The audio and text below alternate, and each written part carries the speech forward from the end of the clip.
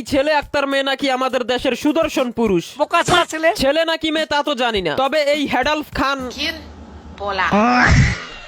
এই প্রাণীটা সুদর্শন পুরুষ হওয়ার অ্যাওয়ার্ড পেয়েছে।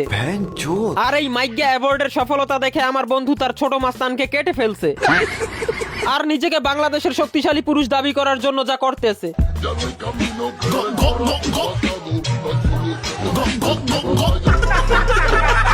মানে ভাই এইটাও কি সুদর্শন পুরুষ?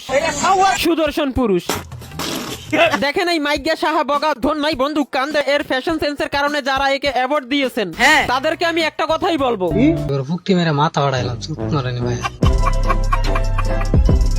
এমনিতেই দুনিয়াতে পুরুষের জনসংখ্যা অনেক কম। 20টা বাচ্চা জন্ম হলে তার মধ্যে 15টা হয় মেয়ে আর 5টা ছেলে, আর ওই 5টা ছেলের মধ্যে 2টা হয় শারীরিক প্রতিবন্ধী আর কি বাংলাদেশের এভারেজ টিকটকার, আর একটা হয় এই টাইপের মুসাম্মদ জামিলা টাইপের মিক্স মাসালা। বাকি 2টা ছেলের জন্যই আজকে পুরুষ নামক কোন জিনিস আছে। বর্তমান দুনিয়াতে পুরুষ একটা রেয়ার জিনিস হয়ে গেছে। তো পুরুষের নাম বিক্রি করে এইসব এল জেনারেশনের মাইগ্যাদেরকে প্রমোট করবেন না, নয়তো ভাই আমাদেরকে এই দেশ ছেড়ে চলে যেতে হবে। আর প্লেনে উঠে আমি এদেরকে একটা কথাই বলবো, এটা কি ভাই? খতম,